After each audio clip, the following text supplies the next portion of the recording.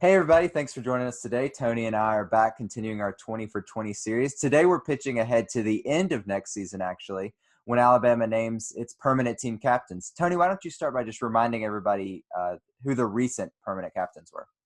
Sure. From last year, two on each side of the ball. You had obviously Tua Tagovailoa, and as one, you had Devontae Smith as the other on offense. Then on the defensive side of the ball, you had Anthony Jennings, and you had Xavier McKinney. If you look at that group, the only person coming back is Devontae Smith, and he actually has a chance to be part of the.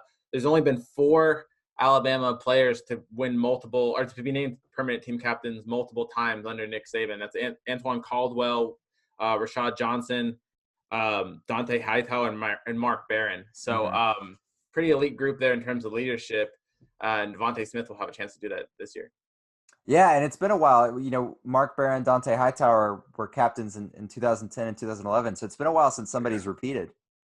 Yeah, definitely. I mean, it's hard to do. I mean, most of the time when you're a leader on Alabama, you're usually on your way to the draft. I think it's a rare occurrence, with a guy as talented and with leadership ability as well in Devontae Smith. Him coming back, I think you just don't see that often. I think normally, like in a normal situation, he'd be off to the pros. Yeah, so obviously Devontae Smith, I feel like we both consider him to be, not an absolute lock, but it would be weird for somebody to be a team captain and then come back the very next year, especially, when he could have gone to the draft and for him to suddenly not be a team captain. So we agree that he's about as safe a bet as there is that some out of this group. Yeah, every team's different. So, I mean, like maybe, this team just has new leaders step up. And so, like, I don't think if he doesn't get it next year, it's necessarily a knock on him. But when you're looking at potential guys that could get it, obviously the one guy returning, right, is going to be the guy that would be a favorite. So other than Devontae Smith, there was one guy that we sort of kicked around. We were talking about this before we recorded that was both at the top of our list, and that was Dylan Moses.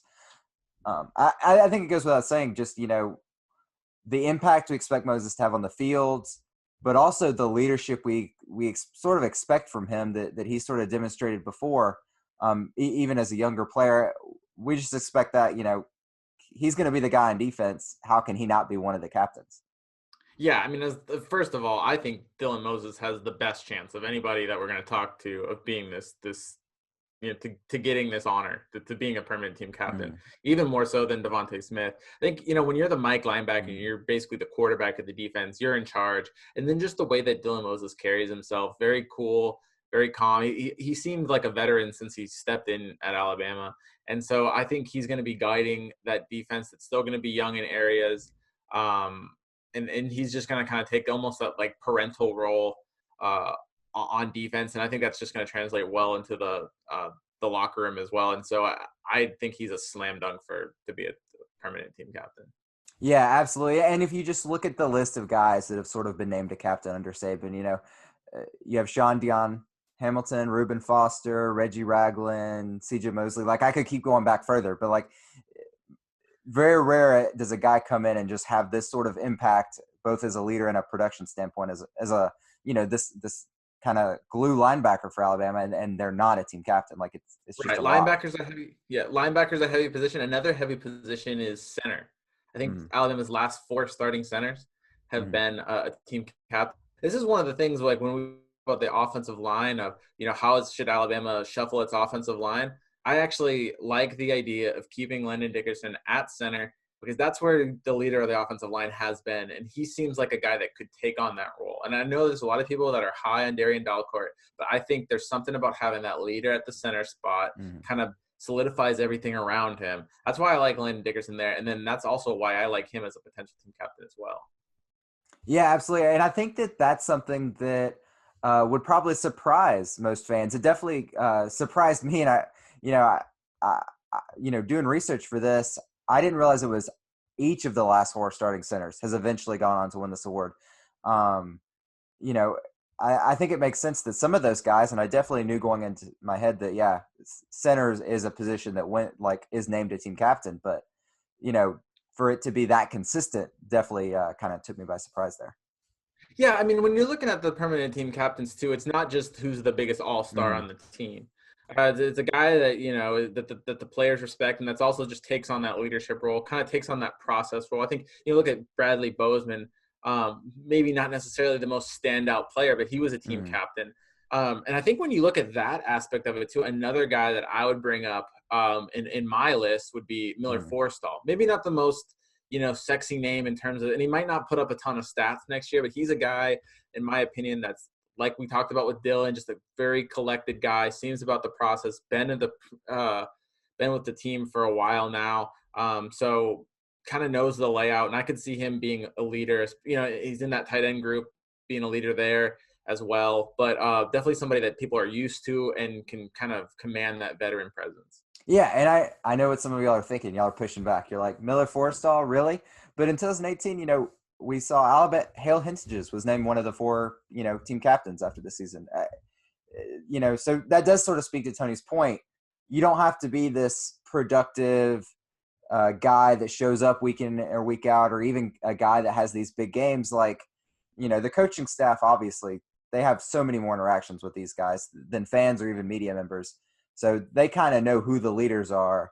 And, leadership is a lot more than just scoring touchdowns and making big plays. Yeah, who's another guys? I mean, if you're going down the list, I mean, I think some of the guys that could break into this would be maybe a Pat Surtain, because just Yeah.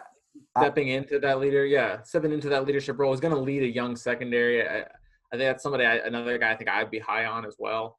Absolutely. For me, Sertan is sort of the so Tony and I, we kind of agree Devontae Smith and Dylan Moses are our 2 kind of favorites. We both think they have an overwhelming chance.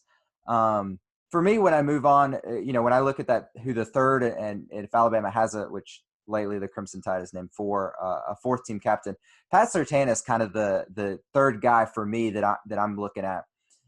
We talk about a secondary that's just completely starting over, with the exception of Sertan. And, if you look back, 9 times in the Saban era, defensive back has been named a captain after the end of the season. So, and we saw Xavier McKinney was, named a captain last season. I just think that's not a coincidence. It's not a coincidence that Alabama has named those guys that have stepped up and been leaders in the secondary, team captain. And I just expect that trend to sort of continue. Sertan is going to have to be a leader for those young guys if Alabama is going to have success in 2020. So I think with his leadership, I think that's going to sort of be recognized, and he's going to be named a team captain after the end of the year. And hey, those guys are working with Nick Saban every single Yeah. day, so maybe some of that leadership rubs off on them as well. Yeah. Another guy too, if you want to go with like position groups, a guy that's gonna take command of his position group is LeBron Ray. I mean, that's a lot of inexperience on Mm-hmm. that defensive line, and he's definitely gonna kind of step in for Raekwon Davis as the guy that's gonna be kind of the leader, the veteran, the old guy of that group. So I think you can make a lot of the same arguments we're making about Sertan and Miller Forrestall. You can make those with LeBron, right?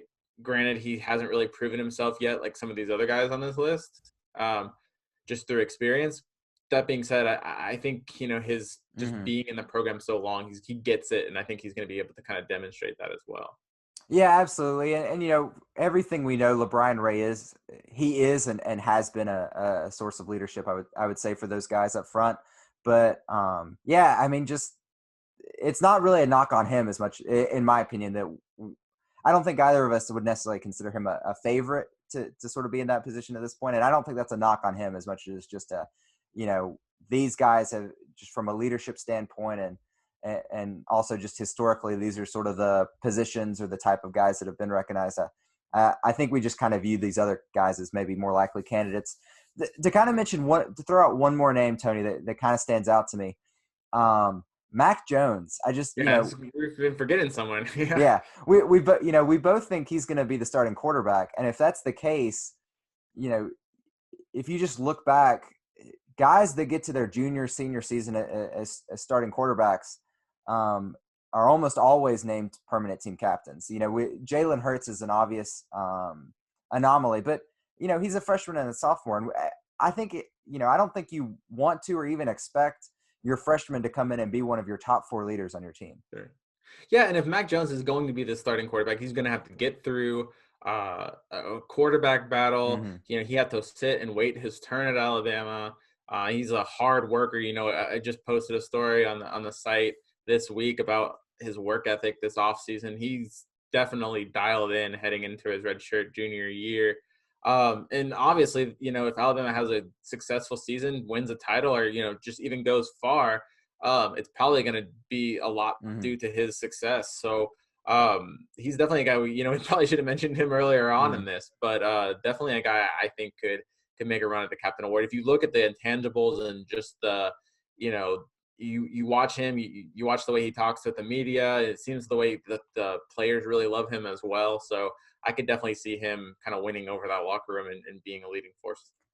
Yeah, and one thing I'd kind of point out is, you know, the coaches they sort of make an informed decision based on what they see throughout these guys' career. But certain positions are going to give guys, put guys in a better advantage to lead. When you look at the guys that have won, older quarterbacks, obviously that's going to be a position of leadership for teams. Centers, like you said, a center is, almost always the leader of the offensive line.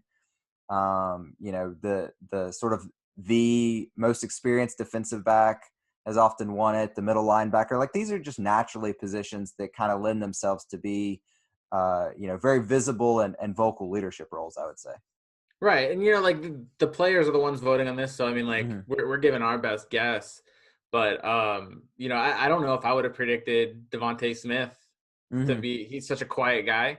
I Hmm. don't know if I would have predicted him to be a team captain if we were having this discussion uh, last year. But then again, you never know what these guys are like in the locker room either. I mean, Hmm. some of these guys like Anthony Jennings, you talk to him outside in an interview standpoint, you said this guy doesn't, he just doesn't say Hmm. anything. He's just super quiet. But everything I've heard about him inside the locker room is he's just an alpha dog leader type guy.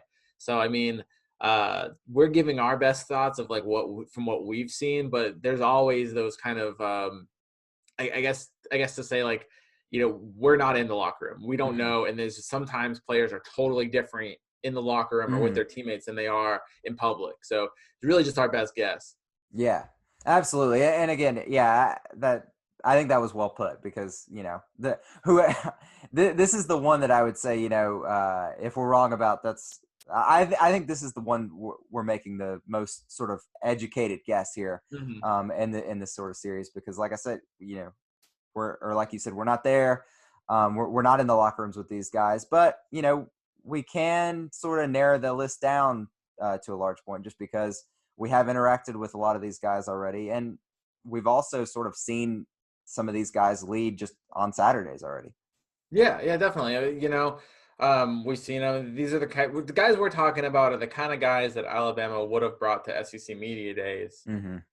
This year. They're the guys that, kind of the faces of the team. That's what we can predict is that who Mm-hmm. would really be the face of the team from a media standpoint. But like I said, maybe an Alex Leatherwood, a quiet guy like that, Mm-hmm. maybe he's totally different. Maybe he steps up and he's the team captain next year. There's a bunch of guys on the team like that. Maybe it's somebody we don't know. Maybe it's Carl Mm-hmm. Tucker comes in for one season, but just totally lights the locker room on fire with, passion. I don't know. I don't know these guys Mm-hmm. to that level, but this list is more just so about like who we think right now is that representative state Mm-hmm. for Alabama. Yeah, absolutely. Um, So yeah, I mean, I just think looking ahead, it's going to be exciting to kind of see. It's going to be exciting to see who these guys are. I know that every year I'm, you know, we don't always know, before the captains are announced. I think I've been surprised that every other year. I think there's one guy that I'm kind of like, whoa, this surprised me. Like you said, Devonte Smith, just based on our interactions, not a guy that we might have predicted would have been one of the four leaders. Because I Sure. mean, it takes a lot to be one of the four leaders for Alabama. The fifth and sixth and seventh leader, they're still great leaders and they still had a huge impact on the program. But they just can't name, you can't name seven guys captains every year. Exactly. Yeah. But anyway, yeah, we'd love to sort of hear from y'all. Definitely comment. Let us know if y'all watch these guys. Y'all sort of see these guys coaching their teammates up on the sidelines and on the field. Is there a name that we missed that y'all think, whoa, I can't believe they didn't say this guy, or are there guys that stand out as locks that maybe we mentioned like LeBron Ray? Maybe some of y'all think that he could work his way into being one of these permanent team captains. Definitely comment and let us know, and continue to like and subscribe our YouTube channel so you can keep up with us, and check out the stories on the site. I would definitely encourage everyone to go read Tony's story on Mac Jones that he just posted, because there's a lot of great detail and great information in that you can't get anywhere else. That's only on our site. No one else has got this. So I'd encourage y'all to check that out today.